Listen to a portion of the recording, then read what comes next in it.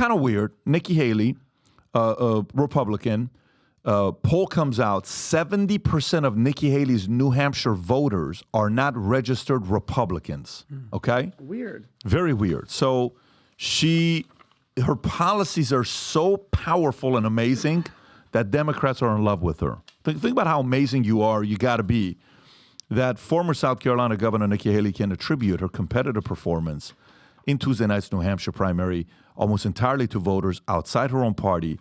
Exit independent to vote for Haley. Exit polls suggest the state opens primary model allowed record number of Democrats and independents to vote for Haley, an ill omen for future performance with their own party. Former President Trump handily won New Hampshire on Tuesday night, 54-something%.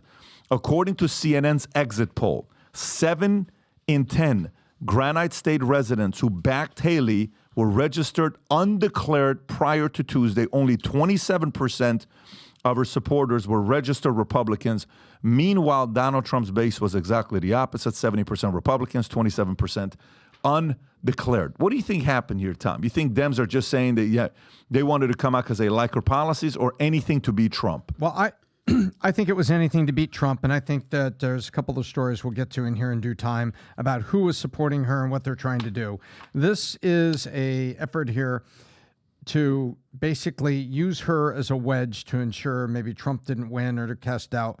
And what it all made sense to me, if I just change the story a little bit, 70% of establishment candidate Nikki Haley's voters are not registered Republicans. And then suddenly it all makes sense when I just add the words establishment candidate. Then it all comes home to roost. And I think the people that are behind her are trying to use her as a divisive wedge candidate.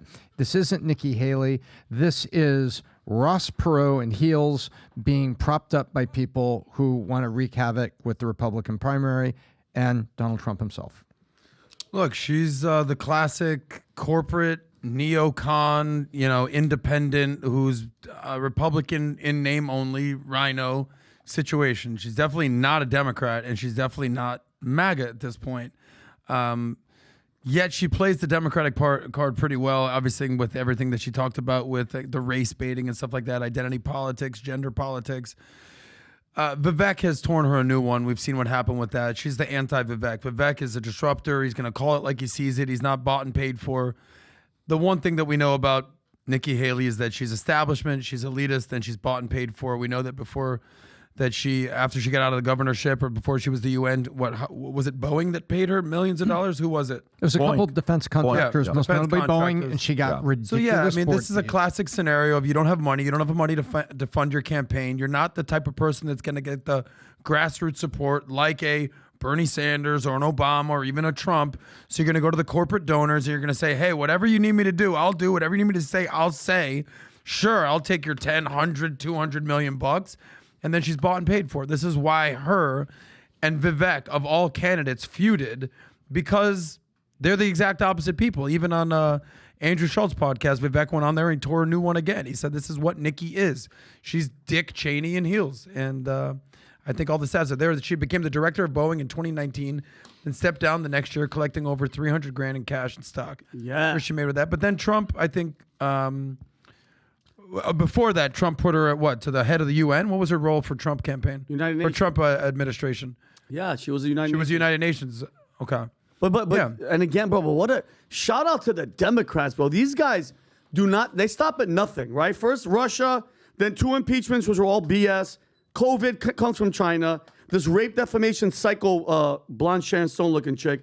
Then the insurrection, which wasn't an insurrection, wasn't accused for insurrection. 91 counts of whatever.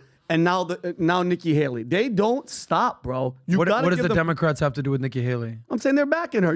They're behind her. And specifically, they say they say in Iowa you have to win the evangelical vote. That's how you win it. Trump just had the best results of any primary, maybe ever. He had 50% of the 50% of the Iowa caucus vote, which is largely evangelicals. In New Hampshire, it's a different crowd. It's the independent, they can go either way crowd, Republican, Democrat. It's not the Democratic Party that voted for Nikki Haley. It's the vast majority are independents. And no doubt, this is her last state that she had a chance in. All right, New Hampshire.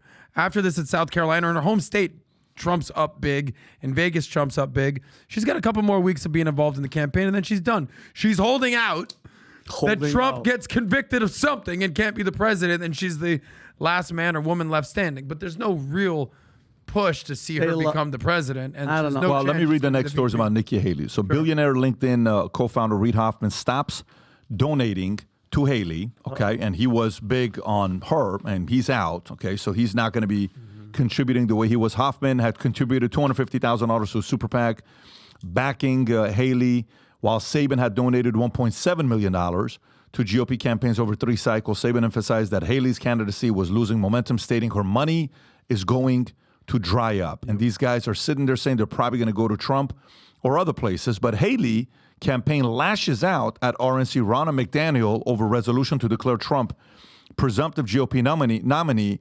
Haley's campaign pushed back against Republican National Committee and Chairwoman Ronna McDaniel regarding a draft resolution to declare Donald Trump the presumptive GOP nominee. Haley spokeswoman Olivia Perez-Cubas firmly stated, "Who cares what the RNC says? We'll let millions of Republican voters across the country decide who should be our party nominee, not a bunch of Washington insiders." Yep. She also challenged McDaniel to organize a debate between Trump and Haley. RNC spokesperson Keith Shepard clarified that such resolutions are initiated by RNC members and will be subject to resolutions committee decisions. Trump later withdrew his support for her. The resolution emphasizing the importance of winning the nomination through the traditional voting process and promoting party unity. So, Tom, the issue with her, obviously, we were there when Vivek came out and flat out called, Ronna McDaniel out and says, you can come out here and resign in front of everybody. And Nikki Haley is now following his lead. What happened here, Tom? Well, it's very simple. The presumptive nominee, it's kind of like saying, you see a woman who's obviously 8 months pregnant, and you say, wow. Nikki Haley's 8 months pregnant? No. Tom. No, you see a woman. Can you Google that? Are you being serious? Tom, what are you saying right now? Let's say you're walking down the street, you're in the mall, and you see a woman who's 8 months pregnant. 2 things come to mind. First, where's Adam? Second, Well played, buddy. Adam. Good one. second, you say, Hide it. oh, look, an expectant mother. So what they're saying is, hey, guys, this primary is 8 months pregnant, and the baby is Donald Trump. This thing is done. So, by the way, and it wasn't just Ronna McDaniel, initiated by RNC members. What do the members want? They want to win. So they want to consolidate what's going on. They want to put the money behind one force and get after Joe Biden or whoever gets propped up when he falls down the stairs. That's what they're ready to do. That's where they're headed. So, and now Haley wants to go further and further. Usually in times like these, we've all said it, and you can go look this up through history. This is negotiation time. We are in the middle of negotiation right now, and this is where candidates who have campaign debts or maybe out over their seas or would like a fee to kind of wrap things up are behind the scenes negotiating, saying, hey, look, I got about $3,000 in campaign ad spending I need taken care of, and we need this. And this is where those backroom deals are cut to get somebody to roll off. But what's happening right now is Ronna McDaniel is actually doing her job, whether you're part of the people that like her or don't like her, have had very real criticism of her, which is well-deserved because they have not been a winning party, and Vivek is right. But whether you agree with her right now or not, she is actually doing the right thing, saying, hey, look, the RNC members are voting. He's the nominee. We're 8 months pregnant here. It's time to get on to the next stage, which is winning this thing. Who's pregnant? Who's 8 months pregnant?